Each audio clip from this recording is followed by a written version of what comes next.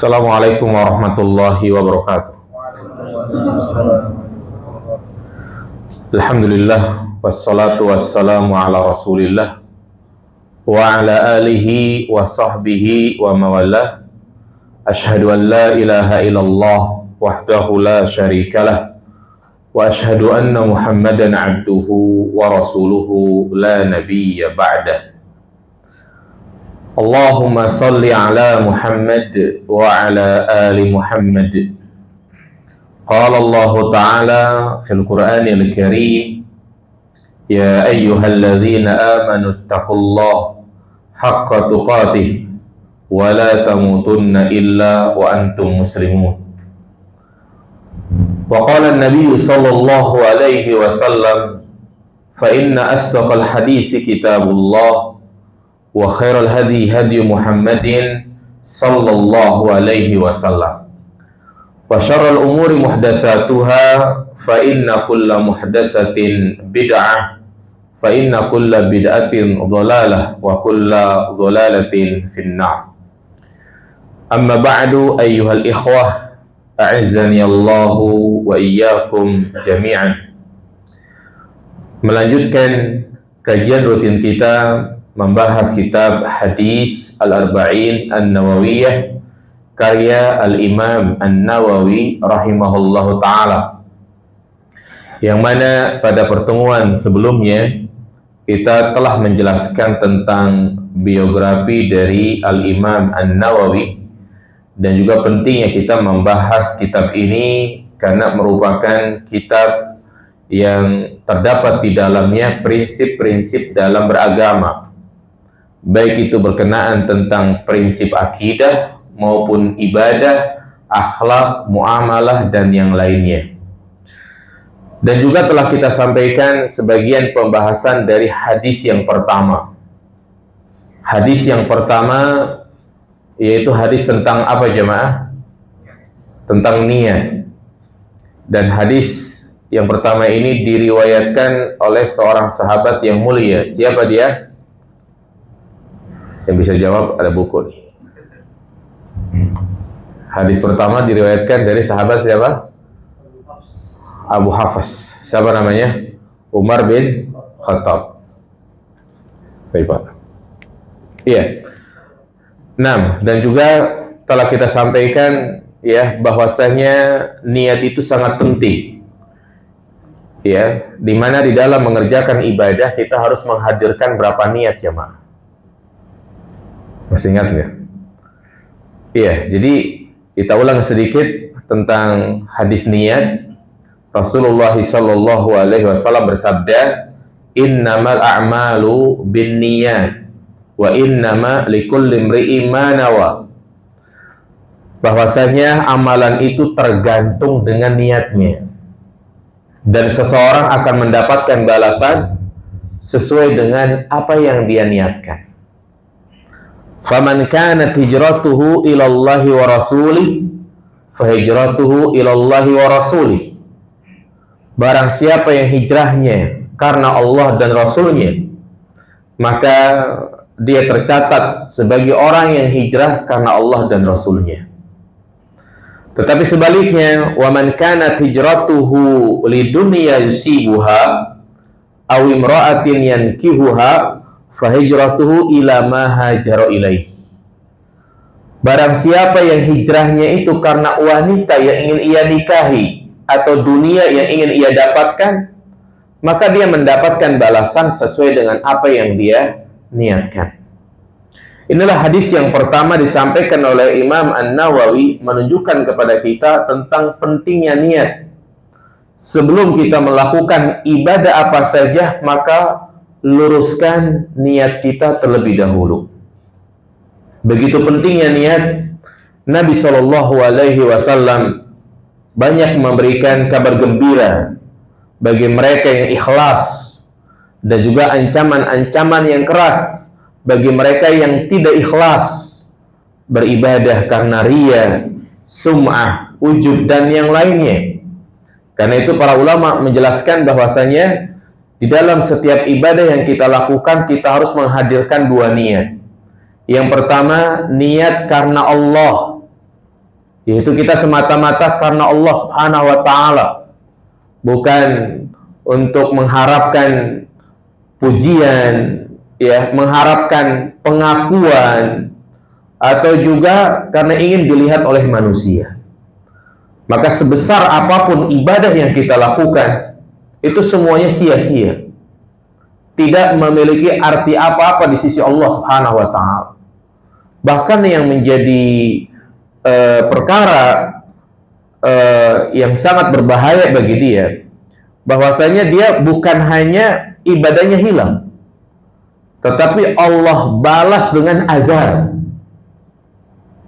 Itulah yang Nabi sabdakan di dalam hadis yang dikeluarkan oleh Imam Muslim tentang 3 orang manusia yang dia semuanya melakukan kebaikan. Yang satu dia bersedekah, berjihad, menuntut ilmu. Ya, tapi semuanya dia kerjakan bukan karena Allah, karena riya, mengharapkan pujian dan pengakuan dari manusia. Maka mereka adalah orang-orang yang pertama kali diceburkan ke dalam neraka Jahannam. Para ulama mengatakan sebelum orang kafir diceburkan ke dalam neraka Jahannam, mereka dulu yang diceburkan. Ini bukti kerugian orang yang beribadah, ya, tidak ikhlas. Jadi bukan hanya ibadahnya tidak diterima, tetapi ibadahnya tersebut menjadi apa? Sia-sia dan membalas, Allah akan membalas dia dengan neraka. Iya. Dan yang kedua adalah niat ibadah yang akan kita kerjakan. Disebut namanya niyatul amal. Seperti kita mau sholat, ya, kita niatkan sholat yang akan kita kerjakan. Sholat zuhur, sholat asar, ya, ini merupakan syarat sahnya ibadah. Nah, kemudian juga jemaah dirahmati Allah Subhanahu wa Ta'ala, di antara faidah yang bisa kita petik dari hadis ini, ya, bahwa ibadah, ya, bahwa perbuatan, aktivitas yang sifatnya mubah, dia bisa berubah menjadi ibadah dengan niat yang baik. Sekali lagi, setiap aktivitas yang mubah, yang sifatnya itu bukan ibadah, maka itu bisa bernilai ibadah dengan niat yang baik. Karena apa yang kita lakukan setiap hari, yakni 24 jam, ada yang sifatnya murni ibadah, ada yang sifatnya bukan ibadah. Kita hadir seperti ini, ibadah bukan? Ibadah jelas. Iya. Kita makan, minum, tidur, ibadah bukan? Bukan ibadah. Hukum asal bukan ibadah. Kita nggak makan siang juga nggak berdosa bagi kita, ya kan? Nah, tetapi amalan-amalan ataupun aktivitas yang sifatnya mubah itu bisa bernilai ibadah karena niat yang lurus, karena niat yang baik. Makanya para ulama memberikan satu kaidah yang sangat penting, al-adat tanqalibul ibadat binniyatis sholihat. Al-adat tanqalibul ibadat binniyatis sholihat. Jadi kebiasaan itu bisa berubah menjadi ibadah, yakni perbuatan tersebut akan dinilai oleh Allah Subhanahu wa Ta'ala. Perbuatan tersebut akan dibalas pahala apabila dia memiliki niat yang baik. Sebagai contoh misalnya makan dan minum. Ya, kalau kita niatnya hanya sekedar untuk mengenyangkan perut, maka kita tidak mendapatkan apa-apa. Kita hanya dapat kenyang doang. Tetapi kalau kita makan dan minum, kita niatkan, ya, agar bisa ibadah, agar memiliki kekuatan, maka makan yang dia lakukan setiap hari itu bisa bernilai ibadah. Nah, demikian pula buang air besar, buang air kecil. Ini kan suatu aktivitas kita sebagai manusia. Nah, kalau dia buang air besar, buang air kecil hanya sekedar aktivitas saja, hanya untuk menghilangkan kotoran pada dirinya, maka dia tidak mendapatkan apa-apa. Ya, makanya muslim yang cerdas, dia berusaha bagaimana agar aktivitas yang dia lakukan itu bisa bernilai apa? Ibadah. Ya, inilah sebagai wujud firman Allah Subhanahu wa taala, "Wa ma khalaqtul jinna wal insa illa liya'budun." Tidaklah kuciptakan jin dan manusia melainkan untuk beribadah kepadaku. Bagaimana mewujudkannya? Apakah kita sholat terus, ya, ngaji terus, baca Al-Quran terus, berzikir terus? Maka nggak mungkin, karena kita memiliki tugas-tugas yang lain. Ya, karena itu berusahalah tatkala kita berangkat kerja, niatnya bukan hanya untuk mengejar target-target duniawi, bukan hanya di benaknya gajian mau beli HP, gajian berikutnya harus beli mobil, harus beli ini, beli itu. Nah, berarti target yang dia ingin dapat hanya apa? Dunia semata. Maka dia berangkat dari rumah ke kantor, dia tidak mendapatkan apa-apa. Dia mendapatkan apa yang diinginkan saja. Berbeda kalau kita keluar rumah membaca Bismillahirrahmanirrahim, membaca doa berkendara, kemudian kita niat dengan gaji yang kita dapat, ya, sebagiannya kita sisihkan untuk bersedekah, membantu kedua orang tua kita, ya, memberikan bantuan kepada keluarga dekat dan yang lainnya. Maka insya Allah jamaah sekalian, setiap langkah dia menuju kantor dan pulangnya di jalan kejebak macet, itu semua terhitung sebagai apa? Ibadah. Mendatangi istri, berhubungan badan, ini bukan ibadah. Tetapi kalau dia niatin, ya, untuk menjaga syahwatnya, untuk memiliki keturunan, maka insya Allah itu bernilai ibadah. Makanya Nabi mengatakan, wa fi kulli bid'i ahadikum shadaqah. Setiap suami yang mendatangi istrinya, maka itu bernilai apa? Sedekah. Ini pentingnya niat jemaah. Jadi niat itu memiliki pengaruh yang sangat luar biasa. Ya. Jadi berusaha agar ya aktivitas yang kita lakukan itu bernilai apa? Ibadah. Ya, kemudian juga di antara faedah dari hadis ini bahwa niat juga sangat penting tatkala kita meninggalkan perkara-perkara yang Allah haramkan. Sesuatu yang haram, kalau kita tinggalkan begitu saja tanpa ada perasaan takut kepada Allah, maka dia tidak mendapatkan apa-apa. Karena itu para ulama membagi, ya, beberapa bagian atau beberapa macam tentang orang yang meninggalkan perbuatan yang haram.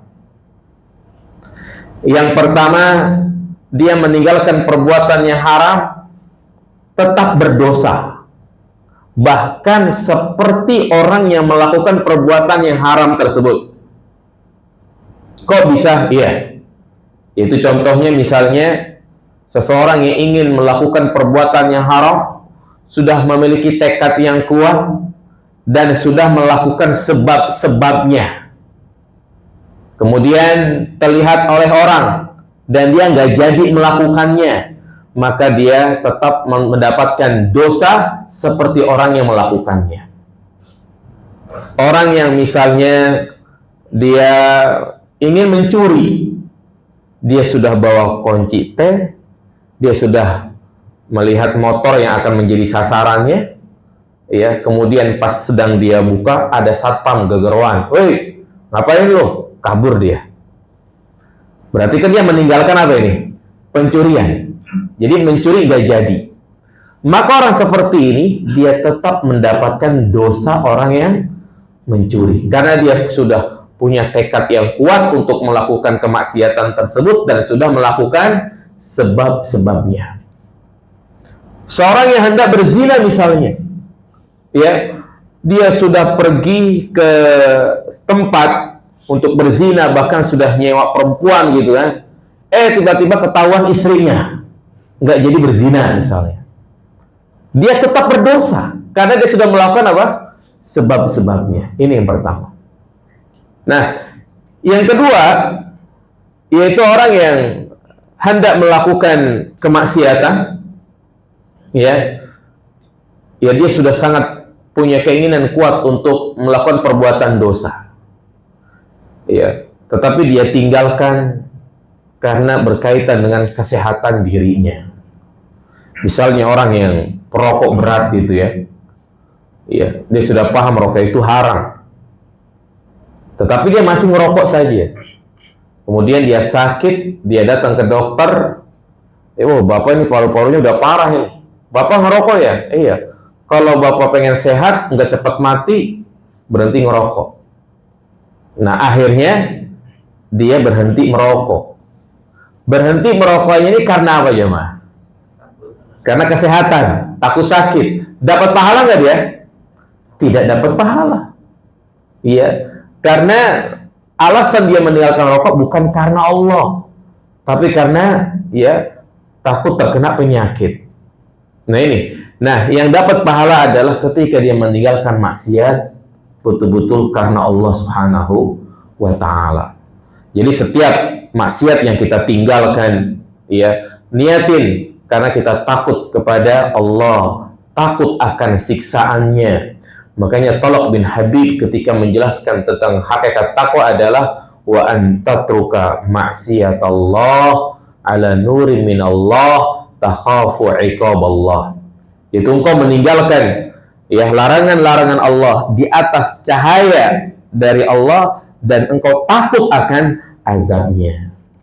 Nah, ini berkaitan tentang masalah niat. Nah, kemudian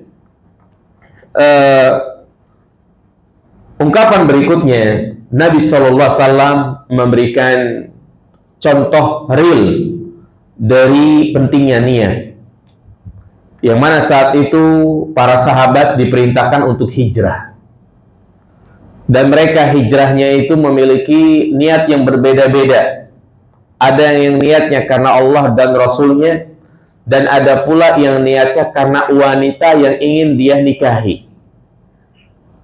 Masih ingat siapa wanita yang ingin dinikahi oleh seorang sahabat? Siapa namanya? Ummu Qais. Siapa yang jawab? Pak, insyaallah. Barakallahu fiik, Pak. Nah, makanya dikatakan muhajir Ummi Qais. Dia seorang wanita yang dikejar-kejar, ingin dinikahi. Dia mengatakan kepada ikhwan tersebut yang sudah melamarnya, kalau engkau ingin nikahi aku, yang kau harus ikut apa? Hijrah.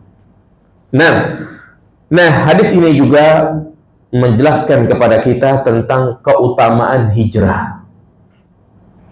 Hijrah merupakan salah satu bagian dari agama. Allah Subhanahu wa Ta'ala tidak hanya menyuruh seseorang untuk hijrah, tetapi Allah juga menjelaskan tentang keutamaan bagi orang yang hijrah. Di antara ayat Al-Quran yang menjelaskan tentang syariat hijrah dan juga keutamaan orang yang hijrah adalah surat Al-Baqarah ayat 218. Allah berfirman, innal ladzina amanu wal ladzina hajaru wajahadu fi sabilillah ulaika yarjuna rahmatallah wallahu ghafurur rahim. Sesungguhnya orang-orang yang beriman dan orang-orang yang hijrah dan orang-orang yang berjihad di jalan Allah. Perhatikan jemaah sekalian, Allah mengaitkan hijrah, jihad dengan keimanan. Orang yang beriman maka dia akan melakukan hijrah jika ada sebab-sebab yang mengharuskan dia untuk hijrah. Bukan hanya itu, Allah juga katakan ulaika yarjuna rahmatallah. Mereka adalah orang-orang yang mengharapkan rahmat Allah. Jadi memiliki niat yang baik. Yang mereka harapkan adalah rahmat Allah Subhanahu wa Ta'ala. Demikian pula Allah berfirman dalam surat Al-Hajj ayat 58. Walladzina hajaru fi sabilillah thumma qutilu wa matu la yarzuqannahumullahu rizqan hasana wa innallaha lahu khairur raziqin. Orang-orang yang hijrah di jalan Allah, kemudian dia terbunuh dan meninggal, maka Allah Subhanahu wa Ta'ala akan memberikan rizki kepada mereka dengan rizki yang sangat bagus, dengan rizki yang baik, karena sesungguhnya Allah Subhanahu wa Ta'ala adalah sebaik-baik pemberi rizki. Ya, ini adalah dua ayat yang menjelaskan tentang perintah hijrah dan keutamaan berhijrah. Lalu apa yang dimaksud dengan hijrah? Sedikit-sedikit kita ngomong sama orang, antum kapan hijrah? Ya. Artinya kalimat hijrah itu sudah menjadi suatu hal yang biasa gitu kan. Lalu apa yang dimaksud dengan hijrah di sini? Dan apa yang dimaksud dengan perintah untuk berhijrah? Maka hijrah itu memiliki cakupan makna yang sangat banyak. Dan yang dimaksud dengan perintah hijrah itu mencakup semua makna tersebut. Secara umum, hijrah itu ada dua macam. Yang pertama, hijrah hissi. Ya, hijrah hissi. yakni hijrah yang berkenaan dengan anggota badan. Ya, yang kedua adalah hijrah maknawi. Hijrah maknawi. Kita jelaskan satu persatu. Yang dimaksud dengan hijrah hissi yaitu al-intiqal minal makan ila makanil akhar. Hijrah hissi itu di mana dia pindah dari satu tempat ke tempat yang lain.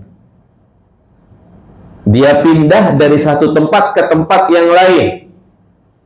Ya, seperti Rasulullah hijrah dari mana ke mana? Dari Mekah ke Madinah. Ya, itu namanya hijrah hissi. Dan ini pun memiliki sebab yang bermacam-macam. Yang pertama, hijrah dari negeri kufur ke negeri Islam. Maka ini hukumnya wajib. Yakni di mana kita tidak boleh tinggal di negara kafir. Ingat itu ya, Pak. Kita haram tinggal di negeri kafir. Mana dalilnya? Rasulullah SAW bersabda, ya laisa minna, bukan termasuk golongan kami. Ya, atau juga dalam hadis yang lain, menjama'al musyrika wa sakana ma'ahu fa inna misluh. Barang siapa yang tinggal berkumpul bersama orang kafir, maka dia sama dengan orang kafir tersebut. Karena kita nggak boleh punya cita-cita pengen tinggal di negara misalnya apa? Korea Utara. Ini ngapain ke sono lagi? Ya. Punya cita-cita mau tinggal di Amerika, tinggal di China, tinggal di pokoknya negara-negara kafir, nggak boleh. Kenapa jamaah sekalian? Yang pertama tadi, larangan yang sangat jelas dari Nabi. Kemudian yang kedua, sangat mempengaruhi ya kepada agama kita. Tentunya pengaruh buruk. Setidaknya kita menyaksikan banyaknya kemaksiatan-kemaksiatan. Karena di sebagian negara ada yang melegalkan pernikahan sesama jenis. Ya, ada yang melegalkan homer, melegalkan zina. Berarti kita berada di suatu negara yang mereka melegalkan kemaksiatan. Awalnya mungkin dia nggak berani melakukan karena dia masih berpegang teguh dengan prinsip agamanya. Tapi lama-kelamaan akan terbawa. Karena dikatakan as-sahib sahib. Teman itu bisa apa jemaah? Menggeret. Ya. Kecuali kalau ada kebutuhan yang sangat mendesak. Misalnya dia kuliah mengambil ilmu duniawi yang tidak ada di negara-negara Islam. Maka dia boleh seperlunya selesai kuliah pulang. Jangan malah nikah sama orang sana. Ya, kemudian beda agama, tinggal di sana. Subhanallah, ini anehnya hal-hal seperti ini dijadikan suatu kebanggaan bagi orang tua, ya kan? Ketika anaknya ya tinggal di Eropa, ya selalu dibangga-banggakan. Alhamdulillah anak saya tinggal di luar negeri, itu kan. Padahal dalam Islam itu tidak dibenarkan. Ya, makanya lihat Rasulullah SAW, beliau hijrah dari Mekah ke Madinah karena beliau merasa sudah nggak aman di Mekah, ya, sudah tidak bebas untuk mengerjakan ibadah. Maka beliau dan para sahabatnya pindah ke Madinah karena di Madinah ya banyak orang-orang Ansor yang siap untuk mendampingi Nabi, membela Nabi, dan juga mendukung ya ditegakkannya syariat-syariat Allah Subhanahu wa taala. Kemudian yang kedua, di antara hijrah hissi adalah hijrah dari negeri yang menindas ke negeri yang aman, meskipun kedua negeri tersebut sama-sama kafir. Ya, misalnya seorang berada di negeri kafir yang suka menindas, ya. Misalnya tidak boleh sholat berjamaah, tidak boleh berjilbab. Kalau ketahuan berjilbab maka akan disiksa. Dan tidak ada tempat untuk berhijrah kecuali ke negara kafir juga, tapi yang aman. Maka hal tersebut diperbolehkan. Ya, ini termasuk bagian dari hijrah yang diperintahkan. Seperti halnya Rasulullah dan para sahabat hijrah kemana? Ke Habasyah. Habasyah saat itu negeri kafir atau negeri Islam? Kafir, menganut agama Nasrani. Tapi kenapa Rasulullah dan para sahabat hijrah ke sana? Karena Habasyah adalah negeri yang aman. Inilah pilihan pertama dan perintah yang pertama. Ya, baru hijrah yang kedua, Nabi hijrah ke Madinah. Kemudian juga termasuk perintah hijrah adalah hijrah dari lokasi yang penuh dengan kebid'ahan menuju lokasi yang mengagungkan sunnah. Ini berkenaan tentang masalah lingkungan, ya, termasuk juga kemaksiatan. Kalau kita hidup di suatu lingkungan banyak sekali maksiat di situ, maka hendaknya kita pindah dari perumahan, klaster atau kampung tersebut, karena akan mempengaruhi buruk kepada akhlak kita, anak-anak kita, ya kan? Nah, maka ini satu hal penting ya mas sekalian, sebelum kita beli rumah, jangan hanya melihat aksesnya saja, bebas banjir, aksesnya dekat tol, kemudian dekat pasar, dekat rumah sakit. Bukan hanya itu yang kita lihat, tapi lihat juga apa? Lingkungannya. Ya, kalau melihat hanya dari fasilitasnya saja, itu hanya kebaikan-kebaikan duniawi. Tapi masalah lingkungan, bagaimana masyarakatnya, ya, maka ya ini demi menjaga agama kita. Ya, percuma kita tinggal di rumah mewah, ya, lingkungannya bersih, tapi ternyata susah sholat berjamaah. Ya, nggak boleh bangun masjid. Tetangga semuanya non-muslim, ya, kemudian pada miara anjing, kita keluar rumah takut digigit, ya kan? Rumah mewah tapi nggak tenang, begitu. Ya, maka ini yang harus kita perhatikan sebelum kita beli rumah, ya, lingkungan. Ya, lebih baik kita tinggal di perumahan yang biasa-biasa saja. Yang penting tetangganya pada baik, karenanya rumah itu yang mahal bukan fasilitasnya, bukan aksesnya, tapi yang mahal adalah tetangga, jamaah sekalian. Tetangga. Ya. Lihatlah bagaimana Nabi SAW mengisahkan tentang pembunuh 100 nyawa. Hadis sahih diriwayatkan oleh Imam Bukhari. Ya, ada seorang di zaman dahulu sangat zalim dan melakukan banyak kejahatan. Dan dia sudah membunuh 99 nyawa. Mungkin bosan kali bunuh orang, ya. Akhirnya datang hidayah menyapa dia. Dia berkeinginan untuk bertaubat. Dia merasa perbuatannya itu betul-betul sangat zalim.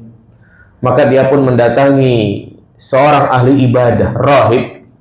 Dia bertanya, bagaimana cara agar Allah menerima taubatku?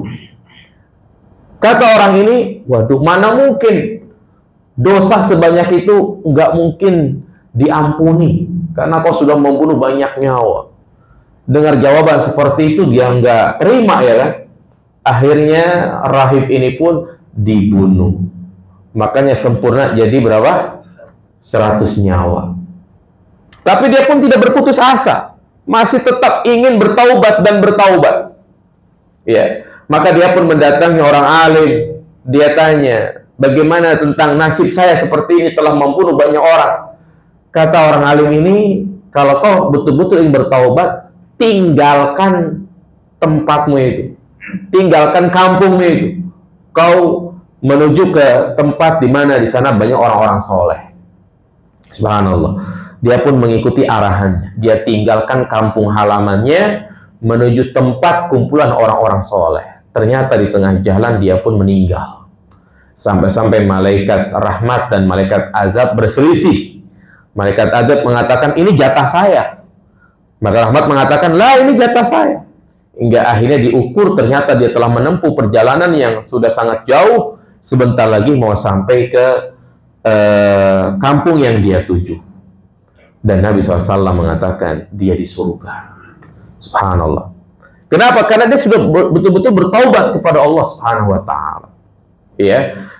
Nah, demikian pula kita hijrah dalam rangka, ya, dianjurkan untuk hijrah dalam rangka untuk menyelamatkan nyawa keluarga. Ya, seperti misalnya di Palestina, kalau memang ya dia tidak bisa berbuat apa-apa, keluarganya terancam, ya, untuk menegakkan jihad, syarat-syaratnya belum terpenuhi, maka untuk mengamankan nyawanya, maka dia harus apa? Hijrah. Sebagaimana yang dilakukan oleh siapa jemaah? Nabi Musa. Ya, Nabi Musa, dia akan meninggalkan kampung halamannya. Karena saat itu dia dipimpin oleh pemimpin yang sangat zalim, yaitu Fir'aun. Makanya dia pun meninggalkan negerinya untuk mengamankan dirinya. Jadi itu contoh-contoh hijrah secara apa?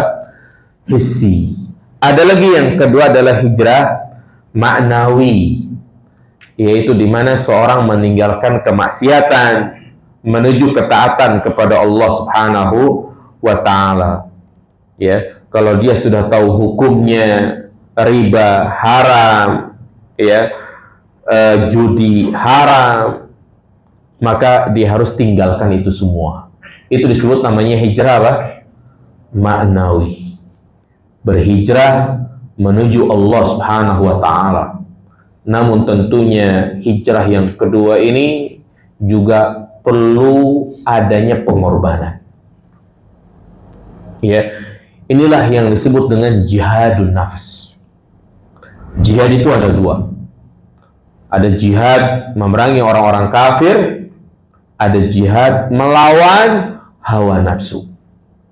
Bahkan Al-Imam Ibnu Qayyim Al-Jauziyah mengatakan, seorang sebelum berjihad melawan orang kafir, maka dia harus berjihad melawan hawa nafsunya. Dan tidak akan tegak jihad melawan orang kafir kalau dia sendiri tidak berjihad untuk melawan hawa nafsunya. Iya. Jadi yang namanya meninggalkan maksiat, selain adanya i'tikad yang kuat di dalam hati, dia juga harus mujahadah, berjihad. Apa kata Nabi SAW? Al-mujahidu man jahada nafsahu li ta'atillah. Mujahid sejati itu adalah orang yang berjihad melawan hawa nafsunya untuk melakukan ketaatan kepada Allah Subhanahu wa Ta'ala. Maka kalau dia sudah berusaha, ya, berjihad untuk melawan hawa nafsunya, maka dia pun akan mendapatkan hidayah.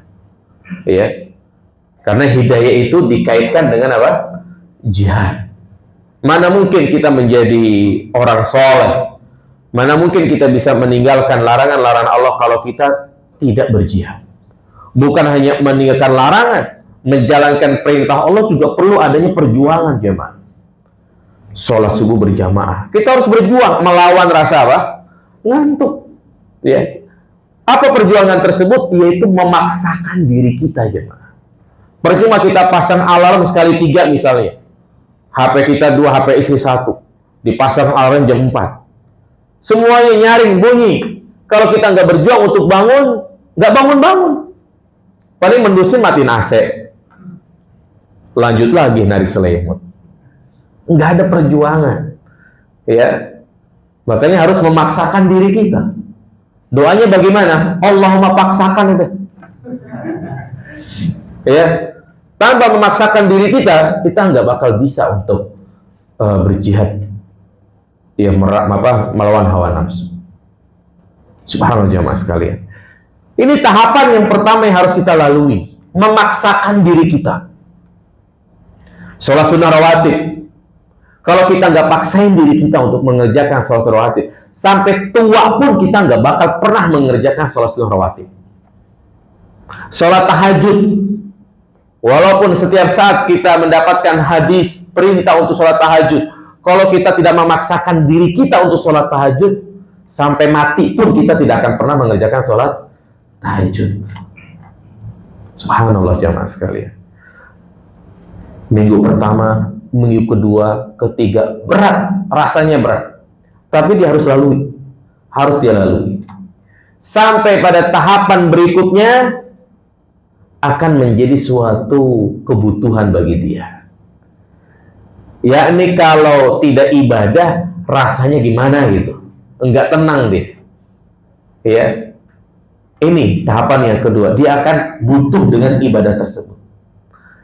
Jadi keterpaksaan yang awalnya tadi sangat berat bagi dia, berubah akan menjadi suatu kenikmatan. Coba aja. Kalau kita terbiasa sholat tahajud, sholat sunnah rawatib, sholat berjamaah, rutin setiap hari baca Al-Quran. Tiba-tiba kita kesiangan, bangun jam 6:30 misalnya. Kita pasti merasa apa? Merasa berdosa, merasa rugi. Tuh, hadirkan perasaan seperti itu jamaah. Ya. Maka kalau sudah kita merasa butuh, kita akan merasa apa? Nikmat. Ya, sesuatu yang kita butuhkan, apapun yang terjadi, maka kita akan menikmati. Coba lihat, orang yang kerja dari Tangerang ke Jakarta. Setiap hari kena macet di Tomang. Apalagi kalau berangkat jam 7, setengah 7. Dia macet mungkin sehari itu pulang pergi bisa dihitung berapa jam jemaah? Bisa 2-3 jam. Kadang kita yang pertama kali ke Jakarta naik Grab gitu kan. Ini Bapak setiap hari begini Pak, macet terus. Mau gimana lagi? Kebutuhan ya kan? Ada bahasa seperti itu. Artinya dengan kemacetan yang ada, dia Pak, menikmati. Giliran gak macet, dia nanya-nanya, kok tuh gak macet? Nah coba, berusaha ibadah itu jadikan suatu kenikmatan jemaah sekalian. Ya, kalau sudah menjadi rutinitas, rutin kita lakukan setiap hari, maka insya Allah kita akan butuh dengan ibadah itu. Dengan kalau kita meninggalkan ibadah itu, pokoknya hati ini merasa nggak tenang. Dia nggak bisa tidur kalau belum mengerjakan sholat isya. Iya, dia nggak tenang kalau anaknya belum tambah hafalan. Kita semuanya punya harapan, keinginan yang sama. Pengen anak kita hafal Quran ya kan? Semuanya sama. Kita pengen anak kita itu nggak kayak kita. Kita mah biarin lah. Alipan-alipan juga nggak lolos gitu kan. Iqra cuma jadi 1, jadi 2. Tapi jangan sampai anak kita seperti itu. Kita punya harapan kayak gitu kan. Nah, maka kita harus berjuang bagaimana caranya. Bukan hanya kita nyuruh dia ngaji di TPA, tapi sempatkan waktu kita untuk ngajar anak kita jamaah. Gimana caranya kita sibuk kerja? Ya, yang namanya cari kesempatan untuk ibadah, ini bukan prinsip dalam beribadah. Ingat, mencari kesempatan untuk beribadah itu bukan prinsip dalam ibadah. Prinsip ibadah itu adalah sempetin waktu kita untuk apa? Ibadah. Jadi bukan mencari waktu luang, tapi apa?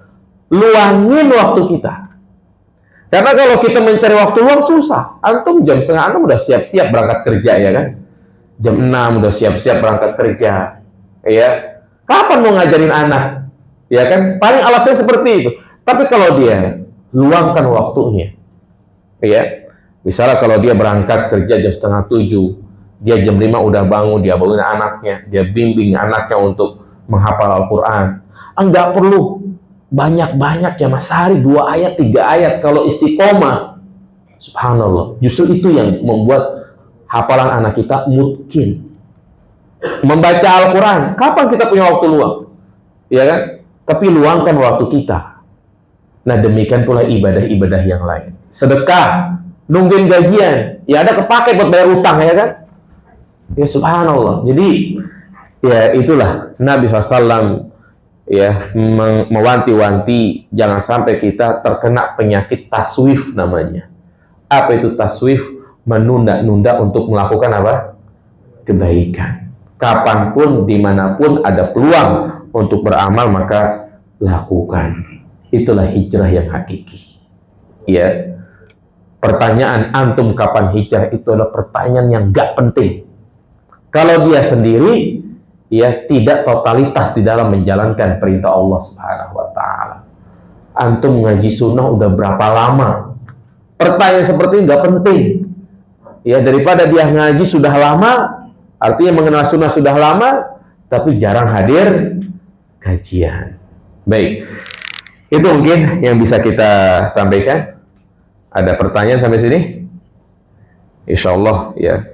Ini temanya mudah dipahami, yang penting kita bisa mengamalkan. Kita memohon kepada Allah Subhanahu wa Ta'ala agar kita semua diberikan keistiqomahan ya untuk melaksanakan perintah-perintah Allah dan diberikan kemudahan untuk istiqomah ya di dalam menjalankan syariat Allah Subhanahu wa Ta'ala. Demikian, subhanakallahumma bihamdika asyhadu an la ilaha illa anta astaghfiruka wa atubu ilaik. Assalamualaikum warahmatullahi wabarakatuh.